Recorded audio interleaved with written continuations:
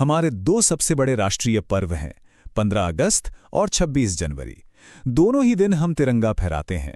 लेकिन क्या कभी इस बात पर गौर किया है कि दोनों दिन झंडा फहराने का तरीका अलग-अलग क्यों होता है? जी हां, ये सिर्फ एक छोटा सा फर्क नहीं है, इसके पीछे एक बहुत गहरा ऐतिहासिक और संवैधानिक मतलब छिपा है। तो चलिए आज इसी दिलचस्प अंतर को समझते हैं। तो 15 अगस्त और 26 जनवरी के ध्वज समारोह में असल में क्या अलग होता है? ये कोई मामूली प्रक्रिया का भेद नहीं है, बल्कि इसके पीछे भारत की आज़ादी और फिर एक संप्रभु गणराज्य बनने की पूरी कहानी जुड़ी हुई है। देखिए, ये अंतर इन दो शब्दों में छिपा है। 15 अगस्त को होता है ध्वजारोहण यानी फ्लैग होइस्टिंग, और 26 जनवरी को होता है झंडा फहराना यानी अनफर्लिंग। पर सवाल तो वही है कि आखिर ये अलग-अलग क्यों हैं? इसका जवाब हमारे इतिहास और हमारे संविधान दोनों में है। इस पूरे मामले को समझने के लिए हमें सबसे पहले 15 अगस्त 1947 के उस ऐतिहासिक दिन पर चलना होगा। ये उस दिन की कहानी है जब सदियों की गुलामी के बाद एक नए आज़ाद भारत ने जन्म लिया था। तो ध्वजारोहण का मतलब क्या है? इसका मतलब है झंडे को रस्सी से खींचकर नीचे से ऊपर की तरफ ले जाना। हम सब ने ये देखा है ना? लेकिन ये सिर्फ एक काम नहीं है। इसके पीछे का प्रतीक, इसका सिंबलिज्म बहुत गहरा है।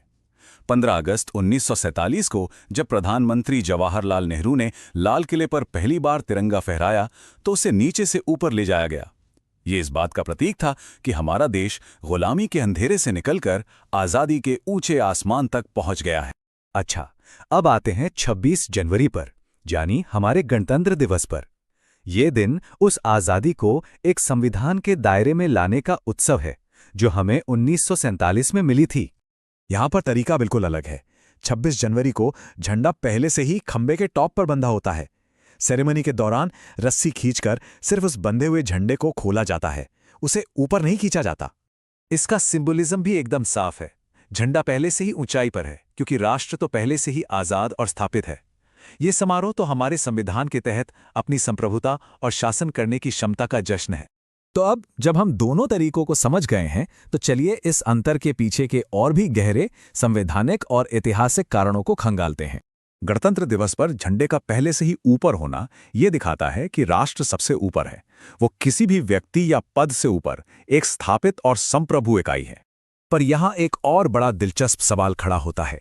अगर 15 अगस्त को प्रधानमंत्री ध्वजारोहण करते हैं तो 26 जनवरी को राष्ट्रपति झंडा क्यों फहराते हैं? ये सवाल हमें इस विषय की जड़ तक ले जाता है।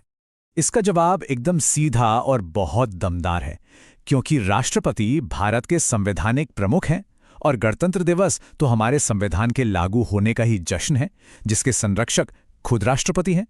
मतलब जब राष्ट्रपति झंडा फहराते हैं तो ये इस बात का प्रतीक है कि असली पावर किसी एक इंसान के हाथ में नहीं, बल्कि संविधान में है, उन्हीं नियमों और कानूनों में जिनके हिसाब से ये महान देश चलेगा। और क्या आप जानते हैं कि 26 जनवरी की तारीख भी बहुत खास है? आज़ादी से बहुत पहले साल 1930 में भारतीय राष्ट्रीय कांग्रेस ने 26 जनवरी को पूर्ण स्वराज दिवस, मतलब पूरी तरह से आज़ादी के दिन के तौर पर मनाने का फैसला किया था। इसीलिए जब 1950 में भारत का संविधान बनकर तैयार हुआ तो उसे लागू करने के लिए जानबूझकर 26 जनवरी की ही तारीख चुनी गई। ये उस ऐतिहासिक दिन को सम्मान देने और आज़ादी के सपने को एक संवैधानिक हकीकत में बदलने का प्रतीक था। तो आखिर में ये याद रखना बहुत ज़रूरी है कि तिरंगा सिर्फ 3 रंगों वाला एक कपड़ा नहीं है। ये हमारी पहचान है, हमारे मूल्य हैं और एक देश के रूप में हमारी यात्रा का प्रतीक है। जब भी हम तिरंगे को शान से लहराते हुए देखते हैं तो ये हमें उन अनगिनत बलिदानों की याद दिलाता है जिनसे हमें यह आज़ादी मिली। ये हमें हमारे अधिकारों की याद दिलाता है और साथ ही देश के प्रति हमारे कर्तव्यों की भी। तो अंत में ये सारी बातें एक बहुत ही शक्तिशाली विचार पर आके खत्म होती हैं। भारत सिर्फ आज़ाद नहीं है, ये एक गणतंत्र है। आज़ादी पाना एक बात है, लेकिन एक संविधान के तहत खुद पर शासन करने वाला एक संप्रभु गणराज्य बनना उस आज़ादी को सही मायने देता है। और यही वो गहरा अंतर है जो हमें इन दो राष्ट्रीय पर्वों पर देखने को मिलता है।